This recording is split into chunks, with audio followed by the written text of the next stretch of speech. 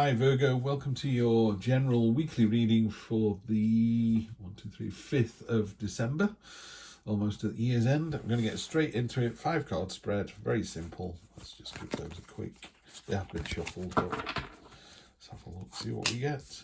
Nice, present position, present expectation, unexpected, short-term future, long-term future. Wow, spiky reading. Okay, Virgo. Thank you so much for coming to the channel last week. Do appreciate it. There are a fair few of you. I really appreciate that. So every like, share, subscribe really helps me to grow. Bottom of the deck, the sort of energy, the theme of the deck is the Strength card. It is exactly what it says on the tin. You know, she's standing up for something that cannot stand up for itself. Broken arrows are an end to hostilities. If I can show you there, the spot varnish is halberds and spears. So she's up against an entire army. She's naked, she's unafraid, she's unashamed, she's telling the truth. She's sprinkling olive leaves onto the snake's head. It's all about coming to a peaceful resolution. She's put her own sword down, saying, I'm not fighting you over this. I'm just telling you this is the way it's going to be. Love that energy. Love that card as well. I mean, it's a fantastic card. The moon. This is, you know, if you think about sunlight warms us. It's the reason we're on the planet. We couldn't exist without the sun. Moonlight is sunlight bounced off a marble in the sky. It's not real, it's just a reflection. So there's a little bit of that energy that I'm seeing here, which is just be careful of sort of gossip mongers, and is it really true? Get your facts straight before you jump down anybody's throat, for a start. But the way I like to read this card is this unlimited, untapped potential. You know, you don't know how good you are. You don't know how powerful you are. You don't know how well liked you are. No one ever does. You know, you got an idea, but you really don't know. It's huge. So this is where you find yourself, where you're a bit sort of, oh, I'm getting a lot of happy emails, or, you know, I'm getting a lot of interest from the opposite sex, or you know, whoever it is that turns your head. Sorry. So that's your present position. You know, the moon card, great. Listen to your subconscious. Signs and portents going to play a big part. You know, black cats, ladders, all that kind of stuff. Things out of the corner of your eye. What was that? Or, you know, some mornings you just go, I'm not going to go that way to work. I'm going to go that way. Other weeks I'd go, don't do that. Just go the way you normally go. This week I would say, yeah, if you get that message, there's a reason for that, so go for it.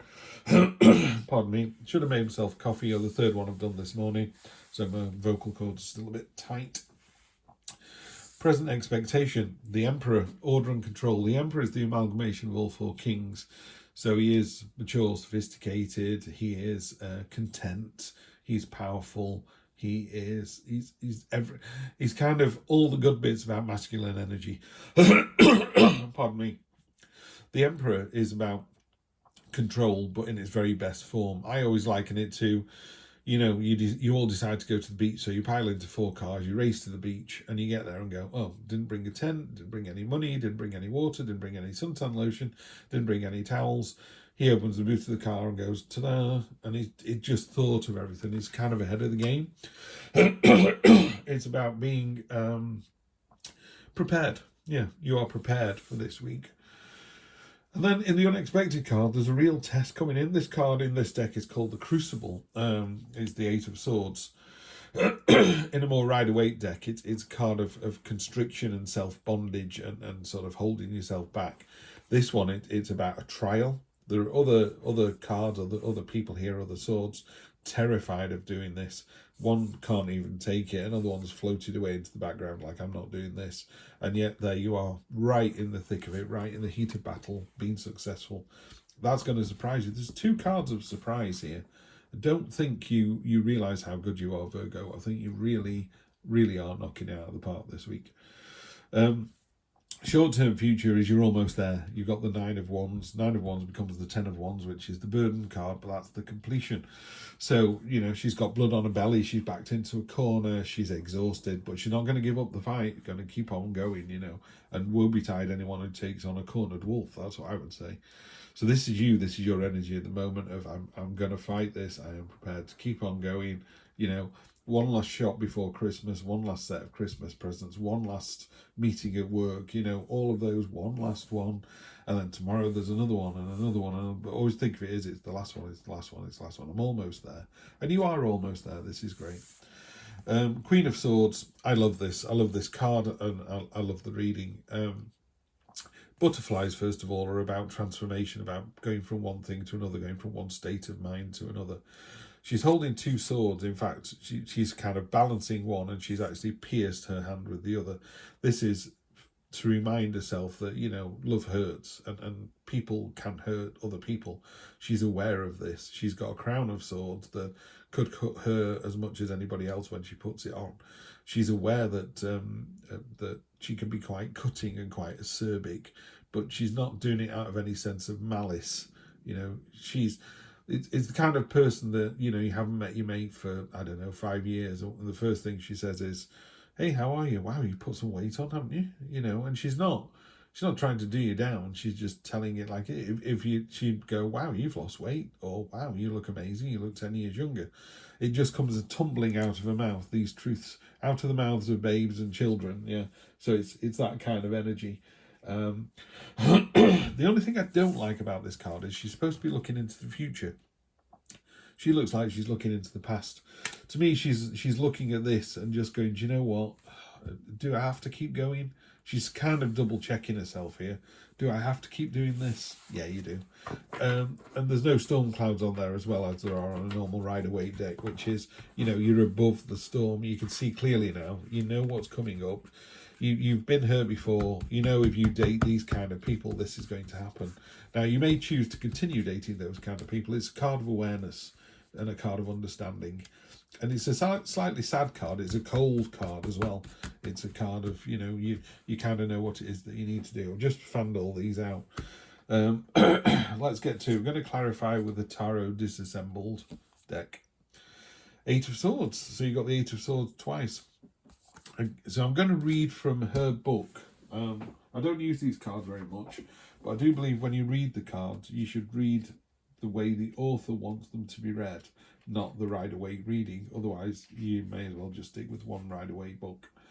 This is about feeling trapped, having a victim mindset, refusing to see the options around you, limiting beliefs are keeping you stuck, choosing to stay stuck, giving away your personal power, and a need to be open to alternative solutions, or feeling smothered in a relationship. So the one that really sort of tingles for me is that giving away your own power. You can only give away your own power. People can't take it from you. You have to hand it over to them. It's like the devil. The devil doesn't come to your room at night and steal you away.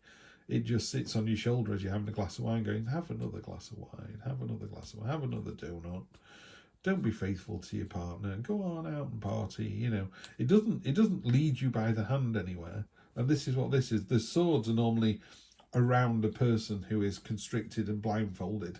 So you need to walk away from that mindset. That's what it is. There is no victim mindset here. This is you in control. It's sad. It's a little bit cold, and a bit broken-hearted down here, but not broken-hearted, but just sort of how can I put it? Bleak. There you go. So we'll clarify this. Knight of Cups. On top of that, there is a Knight in Shining Armour coming in. That's always nice to see. I don't know why I put the book down, so we're going to go back again. So again, I am reading from the book. I do apologise. As I get more into this one, I'll be able to just read this beautifully. The Knight of Cups. Yeah, romantic. It's basically Knight in Shining Armour. And again, we don't attach gender. So, you know, if you have a preference for transgender, lesbian, gay, straight, whatever you are, the person that you've got your eye on is going to come swooping in. A love interest, an epic date, be bold in the matters of love, marriage proposal, unleash your inner artist, make heart-led decisions. There is beauty in vulnerability. I like that. Make heart decisions. Yeah, because the sword card's quite a head card. And again, she's looking back onto this whole reading almost like she's double-checking herself. 3 of Pentacles on top of the 8. Not only is it a test that you pass, it's a reward. It's a long-term strategy. It is people are aware of how good you are. in a traditional Rider-Waite, because I think it explains it better than this particular card, you've got the architect, the monk, and the stonemason. And the architect's really pleased because he's, someone's building his creation. The monk's really pleased because he's getting a church or a monastery or a cathedral, whatever it is. He's bought and paid for. And the stonemason is doing what he wants to do. He's doing this fantastic job and everybody loves him for it. So it's a great group energy. It's not a solo energy, this. There we go. This one wants to come out. 7 of Cups. Choices, choices, choices. This has come up a few times now.